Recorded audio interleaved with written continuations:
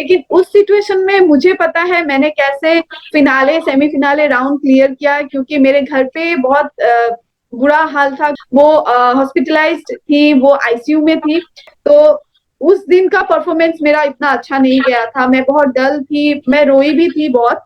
मैं हंसती रही हूँ, लेकिन मेरे अंदर क्या चल रहा था मुझे पता था वो। स्वागत है आप सभी का हमारे चैनल पे। और आज हमारे साथ गेस्ट के तौर पे मौजूद है मास्टर शेफ इंडिया की फर्स्ट रनर अप आसाम की शांता जी। शांता जी, स्वागत है आपका हमारे चैनल पर। Thank you. शांता जी, सबसे पहले आप हमें ये बताइए कि मास्टर शेफ का आपके लिए एक्सपीरियंस कैसा? मेरे लिए मास्टर शेफ का जर्नी एक सपने से कम नहीं था। मेरे लिए मेरे लाइफ में जैसे रोलर कोस्टर जैसा रहता है, बिल्कुल वैसा रहा है मेरा मास्टर शेफ का सफर। मैंने बहुत कुछ सीखा है। लाइफ टाइम एक्सपीरियंस जिसे कहा जाता है, बिल्कुल वैसा मेरा एक्सपीरियंस रहा है। तो जब मास्टर शेफ के ऑडिशंस हो रहे थे या जो भी चीजें थी, आपको जैसे आपने कहा कि आपने यूट्यूब से खाना बनाना बहुत ज्यादा सीखा, आपने फर्स्ट टाइम सुशी प्रेजेंट किया था शेफ्स के सामने। तो ओवरऑल आपकी फैमिली या फिर आपके इन लॉज किस तरीके से आपके साथ सपोर्टिव थे, या फिर वो ऑडिशन तक जाने का सफर आपके लिए कैसा था? मतलब कुछ प्रॉब्लम्स आई लोगों को मनाने के लिए? नॉर्मली इंडियन फैमिलीज, उनको लगता है क्या करना है इस उम्र में, तुम्हें अच्छा जिंदगी कट रहा है, मतलब अच्छी मैट्रिमोनियल लाइफ कट रही है, तो अब क्यों? नॉर्मल ऐसी लोगों की सोच होती है। तो क्या आपके लिए ये एक अलग एक्सपीरियंस था? आपके लॉज की क्या थिंकिंग थी? आपके हस्बैंड का क्या थॉट प्रोसेस था इन सब चीजों के ऊपर? मेरी फैमिली हमेशा से बहुत सपोर्टिव रही है। कभी कोई इश्यूज नहीं हुए हैं। मुझे जरूरत नहीं पड़ी है उन्हें समझाने के लिए कि मैं क्या कर रही हूँ, और ये एक कुकिंग भी एक पैशन है, ये मुझे कभी उन्हें समझाने की जरूरत नहीं पड़ी। मैं जो अलग अलग चीजें घर पे करती थी, नई नई चीजें उनको बना के खिलाती थी, वो बहुत शौक से खाते थे। और मेरे जो ब्रदर इन लॉज हैं, वो हमेशा बोलते थे कि आपको जरूर कहीं पर जाना चाहिए, ऐसे प्लेटफॉर्म पे अपना प्रतिभा दिखाना चाहिए। तो मेरे लिए हमेशा मेरी फैमिली सपोर्टिव रही है। तो जो ये ऑडिशंस में जाने का या इस शो में जाने का, ये कम्प्लीटली आपका डिसीजन था? ये आपने ऑडिशंस देखा ऑनलाइन और फिर आप वहां पे गई, राइट? हाँ। मेरा, क्योंकि मैंने बहुत पहले सीजन से मास्टर शेफ इंडिया फॉलो किया है, और उससे पहले भी जितने रेसिपीज के जो शोज होते थे टीवी पे, कोई भी चैनल पे मैं फॉलो करती थी बचपन से ही।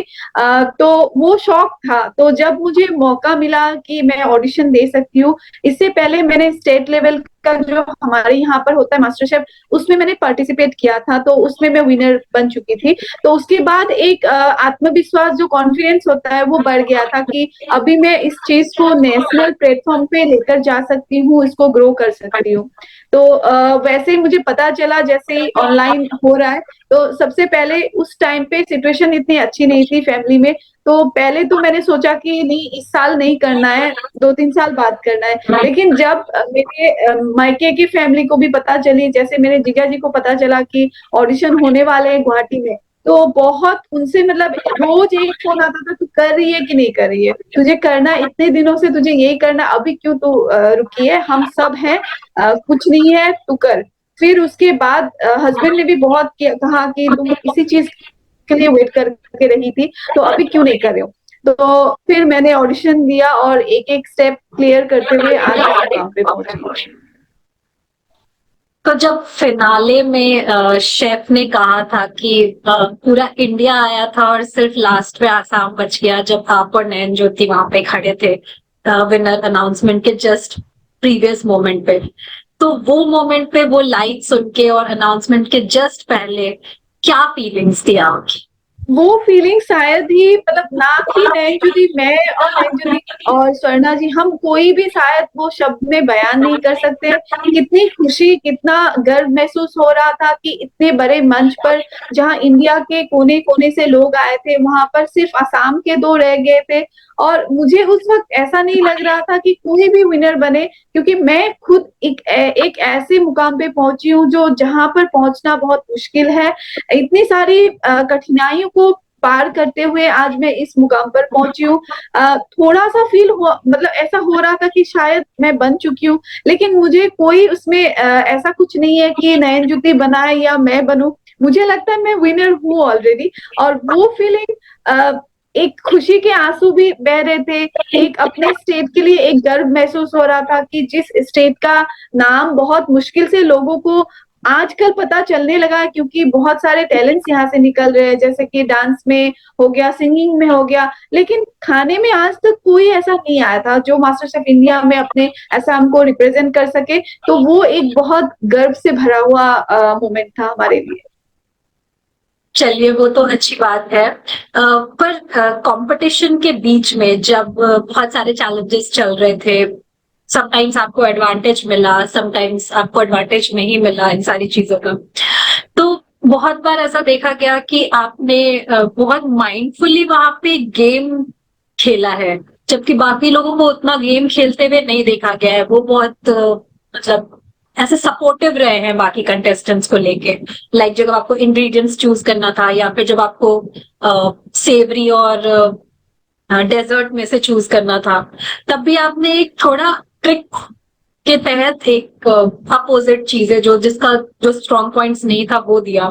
जब बाकी कंटेस्टेंट्स को वो चीज दी गई तो सबने सपोर्ट किया। लाइक कमलदीप जी को जब दी गई तो जिसके लिए जो इंग्रेडिएंट बेटर था उन्होंने वो चूज किया। तो फिर आप बाकी सब इतने सपोर्टिव थे, फिर आप ये गेम वाली चीज आप क्यों लेके आई बीच में, या क्या थॉट प्रोसेस था आपका उसके लिए? मुझे लगता है मैंने वहां पर कोई गेम नहीं खेली है। हम सब वहां पर जीतने के लिए गए हैं, हम सब अपने लिए गए हैं। हो सकता है दूसरों के उसमें मुकाबले मेरे में जो एडवांटेज आए हैं, वो चीजें ऐसी थी जहां पर मैं अपने आप को मैंने रख के मैंने सोचा। और जहां बात आती है सेवरी और डेजर्ट की, मुझे लगता है जिसको जो था मैंने उसी को वही दिया है। वहां पर मैंने कोई गेम नहीं खेली। अगर मैं गेम खेलती तो शायद मैं गुरकिरत को डेजर्ट नहीं देती, सेवरी देती। प्रियंका जो है, प्रियंका डेजर्ट भी अच्छा बनाती है, सेवरी भी अच्छा बनाती है, बल्कि सेवरी मैंने उसका ज्यादा अच्छा देखा है। तो और अरुणा जी जो है, अरुणा जी ने उस टाइम तक से कंटिन्यू उन्होंने डेजर्ट बनाया है और बहुत अच्छा डेजर्ट बनाया है। डेजर्ट बना के उनको बहुत अच्छे कॉम्प्लीमेंट्स मिले हैं। तो मुझे नहीं लगता मैंने उस टाइम पे कोई गेम खेला। मैंने रैंडमली सबको दे दिया था। अगर गेम खेलना होता तो शायद मैं गुरकिरत को उस वक्त डेजर्ट ना दे के मैं सेवरी दे सकती थी, लेकिन जिसका जो स्ट्रेंथ था मैंने उसी हिसाब से दिया है। तो शांता जी, चलिए फिनाले वीक या फिनाले वाले दिन की बात करते हैं। तो उसके लिए आपने खुद को किस तरीके से प्रिपेयर किया था, कुकिंग वाइज, मेंटली? क्या प्रेशर फील हो रहा था आपको उस टाइम पे? डर था कि कहीं विनर नहीं बन पाए, या कॉन्फिडेंस था कि नहीं बन के ही आएंगे? क्या फीलिंग थी, या किस तरीके से आपने उसके लिए खुद को प्रिपेयर किया? आपने अगर अच्छे से देखा होगा तो मैं पूरे सीजन में मैं एक ऐसी थी कि मैं हंसती रहती थी। कोई भी मुश्किल हो मैं हंसती रहती थी, घबराती भी थी तो मेरे मुंह में वो चीज साफ साफ। मुझे लगता है मैंने बहुत ऑनेस्टी से यहाँ तक मैंने काम किया है। मुझे जब ठीक लगा तो ठीक लगा, मुझे जब गलत लगा तो उसका मैंने स्टैंड भी लिया है, मैंने उसी हिसाब से काम किया है। तो जब लास्ट डे है, अब इतनी दिनों का मेहनत जो है वो अब एक दिन में डिसाइड होने वाला है, कौन विनर है कौन क्या है।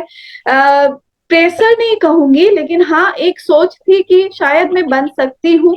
टॉप 3 में आई हूँ, कोई बड़ी मतलब छोटी बात नहीं है।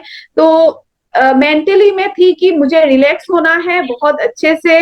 जो करने के लिए मैं मास्टर शेफ इंडिया में आई हूँ, अब मेरे लिए लास्ट मौका है कि मैं दुनिया को दिखा सकूं कि एसएमएस खाना क्या है, उसका कल्चर क्या है। मेरी कोशिश यही रही है पूरे मास्टर शेफ सीजन में कि मैं अपना कल्चर, अपना फूड कल्चर यहाँ पर दिखा पाऊं। तो प्रेशर मैंने नहीं लिया था जीतने का या हारने का। मुझे लगता है हम सब विनर्स हैं, यहाँ तक पहुंचे। तो वो प्रेशर को मैंने साइड में कर दिया था और मैं एंजॉय करके खाना बना रही थी। तो चलिए, जब आपका रिजल्ट अनाउंस हुआ और आप रनर अप बनी, तब आपकी फैमिली की तरफ से क्या रिएक्शंस आए थे? आई मीन, वो खुश थे या फिर वो अपसेट थे? मेरी फैमिली, जब मैं टॉप 16 में भी आई थी, जब मैंने कोलकाता ऑडिशन भी क्लियर किया था, तभी बहुत खुश थे। मेरे घर पे पटाखे फोड़ रहे थे उसी वक्त। तो मेरी फैमिली हमेशा खुश थी। मैं विनर अगर बन भी जाती तो और भी ज्यादा खुश होती, लेकिन मुझे लगता है अभी जैसा माहौल है वो बहुत ज्यादा मेरे लिए प्राउड फील करते हैं, बहुत खुश है। लेकिन उस सिचुएशन में मुझे पता है मैंने कैसे फिनाले सेमीफिनाले राउंड क्लियर किया, क्योंकि मेरे घर पे बहुत बुरा हाल था, क्योंकि मेरी जो सासू माँ है वो हॉस्पिटलाइज्ड थी, वो आईसीयू में थी। फिनाले से थोड़े दिन पहले मुझे बताया गया, क्योंकि मैं यहाँ पर थी तो कोई मुझे प्रेशर नहीं देना चाह रहे थे, तो मुझे मतलब बात करने नहीं दिया जाता था। मैं जब मम्मी को ढूंढती थी तो बाद में मुझे जिस दिन वो केक वाले दिन मुझे पता चला था सुबह कि ऐसा ऐसा हुआ है, मम्मी का कंडीशन बहुत खराब है। तो उस दिन का परफॉर्मेंस मेरा इतना अच्छा नहीं गया था, मैं बहुत डल थी, मैं रोई भी थी बहुत। तो वो प्रेशर के साथ मैंने परफॉर्म किया है, लेकिन लास्ट डे मैंने सब कुछ छोड़ के, नहीं अब वो टेंशन साइड में रखो और अपना जो काम है उसमें फोकस करो। मैं हंसती रही हूँ, लेकिन मेरे अंदर क्या चल रहा था मुझे पता था। वो फिनाले खत्म होने के 3-4 दिन बाद ही मेरी सासू माँ का डेथ हो गया। तो वो प्रेशर को मुंह में मतलब अपने चेहरे में मैंने लाया नहीं। वो एक टेंशन जो अंदर हो रहा था कि क्या हो रहा होगा घर पे, कैसा हो रहा होगा उनका तबीयत, उस दिन मैंने उस सारी चीज को साइड में रख के अपने काम में फोकस किया और अच्छे से परफॉर्म किया। अभी आपके फैमिली वाले ठीक है? आई मीन जो भी लॉस आपकी फैमिली को हुआ, सॉरी टू हियर दैट, मुझे नहीं मालूम था इस चीज के बारे में। तो अभी सब लोग ठीक है? हाँ, अभी नॉर्मल है। मेरी सासू माँ मेरे लिए मतलब एक फ्रेंड जैसी थी। तो वो बहुत गर्व होके गई है, उनको पता चला है कि मैं ऐसे, उनके लिए मैं विनर हूँ, मेरी पूरी फैमिली के लिए मैं विनर हूँ। तो उनको इतना था कि इतने बड़े प्लेटफॉर्म पे बहू गई है, इतना नाम कमाया है पूरे परिवार के लिए, तो वो बहुत खुश थी। बस इतना एक कसर रह गया कि जाते वक्त मैं उनसे मिल नहीं पाई। वो एक हमेशा रहेगा कि शायद कुछ बोल पाती उस पर। बाकी अभी फिलहाल सभी नॉर्मल है सभी, क्योंकि ये तो एक सच है जो हमें हमेशा ही स्वीकार करना है। तो और आगे तो हम कुछ नहीं कर सकते सिवाय प्रार्थना के। अ, भगवान आपकी पूरी फैमिली को शक्ति दे, और स्पेशली आपके उनके बच्चों को, सबको। International trip, first international trip I guess आपके लिए था, जो आप अबू धाबी गई थी, वो एक्सपीरियंस आपके लिए कैसा? वो एक्सपीरियंस बहुत मजेदार था, क्योंकि पहली बार मेरे पासपोर्ट पे स्टैंप लगा। मैं बाहर गई, वो भी ना कि मेरे फैमिली का सपोर्ट या मेरे हस्बैंड के साथ या मेरे पापा के हिसाब मतलब साइड से, मैं अपने बलबूते पे, खुद के बलबूते पे इतनी दूर तक पहुंची। मुझे बहुत अच्छा लगा, मैंने बहुत एंजॉय भी किया। मेरे लिए अबू धाबी ट्रिप एक मेमोरेबल ट्रिप रहा है, क्योंकि वहां पर मेरे डिशेस भी काफी अच्छी बनी। तो मैं बहुत एंजॉय किया मैंने। के अलावा और वहां पे आपने क्या क्या किया? आई मीन आप लोगों को शूट से टाइम मिला, फ्री टाइम में आपने कुछ अच्छे पल बिताए हो, अच्छा कुछ मेमोरेबल इंसिडेंट हुआ हो, कुछ ऑफ कैमरा चीजें शेयर कीजिए। अ, वैसे हमें थोड़ा बहुत टाइम मिला था, तो हम वैसे ही निकल के जाते थे, मैं, प्रियंका, सचिन, स्वर्णा जी। हमने जो यास मॉल है वहां पर कंटिन्यू हम 3-4 दिन गए हैं, क्रॉकरीज खरीदे हैं थोड़े बहुत। एक दिन हम लोग आबू धाबी शायद मॉस्क में गए थे, तो आते वक्त एक टैक्सी में थे, तो वहां पर एक्चुअली नहीं, मॉस्क में नहीं, हम लोग आबू धाबी कोई आइलैंड के पास गए थे। तो नयन ज्योति और मैं केटीके थे। तो जो टैक्सी ड्राइवर थे वो इंडियन निकले, और उन्होंने पहचाना हमें, और उन्होंने मतलब हम तीनों, उनके घर पे हम तीनों के एक एक फैन हैं, तो सबको वीडियो कॉल पे बात कराया। और मतलब वो मोमेंट मुझे ऐसा लगा कि हम लोग बाहर आए हैं, यहाँ पर भी लोग पहचान रहे हैं। जहाँ पर हमारा शूट हुआ था, मामा रोजेला एक रेस्टोरेंट के अंदर, तो वहां पर जब हम लोग विधि देते हैं, वीडियो डायरी शूट होता है, उस वक्त लोग आते जाते, अरे ये तो शांता जी है, ये शांता है, ऐसे करके आके मिल रहे थे, कोई तो एकदम दूर से नमस्ते करके जा रहा है। वहाँ के लोकल भी हमें पहचान रहे थे, तो वो सारी चीजें मेरे लिए मेमोरेबल रहेंगी। तो इस पूरी जर्नी के बाद, इस सीजन के बाद शांता आगे हमें क्या करते हुए नजर आई? मैं जो करते हुए आई हूँ, मुझे मेरा अपना कुजिन को लेके और काम करना है। अभी शायद इंडिया के अलग अलग जगह में मेरी जो रेसिपीज है वो लोग पहचानते हैं, एसएमईज खाने के बारे में थोड़ा बहुत लोगों को नॉलेज हो गया है।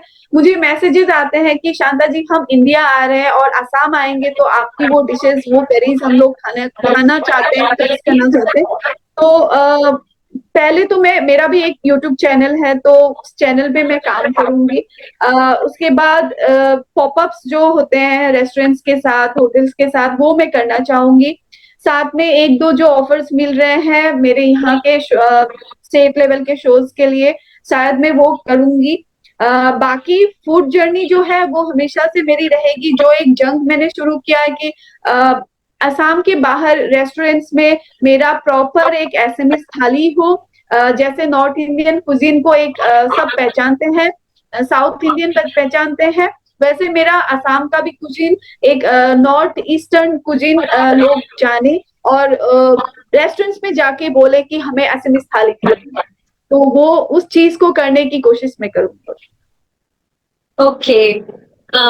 तो फाइनली आपके जो फैंस हैं या जो भी लोग आपको पसंद करते हैं और सपोर्ट करते हैं, आप उनसे क्या कहना चाहेंगे? सबसे पहले तो मैं उनको थैंक यू कहना चाहती हूँ जिन्होंने मुझे सपोर्ट नहीं किया है या मुझे लाइक नहीं करते। थैंक यू, क्योंकि कुछ चीजें जो क्रिटिसाइज होके आती है ना, तो आपको वो चीजें पॉलिश करती है। मुझे लगता है उन सब चीजों से आपको निगेटिविटी नहीं, पॉजिटिव चीजें लेनी चाहिए, जो मैं लेती हूँ हमेशा। उनकी वजह से शायद कहीं ना कहीं उनका भी हाथ है, जो मुझे पहले भी क्रिटिसाइज करते हुए आ रहे हैं और अभी भी कर रहे हैं, उनका हाथ है मेरे इस मुकाम पे आने का। उनको थैंक यू कहना चाहती हूँ। साथ में मेरे जो व्यूअर्स हैं, जो मेरे फ्रेंड्स हैं, जो जिन्हें मेरी सादगी, मेरी ऑनेस्टी पसंद आई है इस शो में, तो उनको बहुत बड़ा थैंक यू। मैं चाहती हूँ कि आप सभी की दुआएं, आप सभी के ब्लेसिंग्स, सब कुछ मेरे साथ मेरे फ्यूचर जर्नी में रहे, और कोशिश करूंगी कि ऐसे ही मैं काम करती रहूं। और बस। थैंक यू शांता जी, आपसे बात करके बहुत अच्छा लगा और बहुत मजा आया आपसे बात करके। थोड़ा दुख वाली घटना हुई बीच में, लेकिन चलिए, लाइफ गोज ऑन। आप भगवान करे आप बहुत आगे जाएं, आप अपने एसएमईज खाने को बहुत अच्छे तरीके से आगे नेशनल इंटरनेशनल हर लेवल पर रिप्रेजेंट करें। हमारे लिए बहुत खुशी की बात होगी। टेली सफर के सारे व्यूअर्स को मैं कहना चाहती हूँ कि टेली सफर को सपोर्ट कीजिए, लाइक कीजिए, सब्सक्राइब कीजिए, शेयर कीजिए, और टेली सफर को फॉलो करते रहिए। মোৰ সমূহ অসমবাসী ৰাইজক মই ক'ব বিচাৰো যে টেলি চফাৰ ছাবস্ক্ৰাইব কৰক, লাইক কৰক, কমেণ্ট কৰক, শ্বেয়াৰ কৰক, আৰু টেলি চফাৰক ফ'ল' কৰক।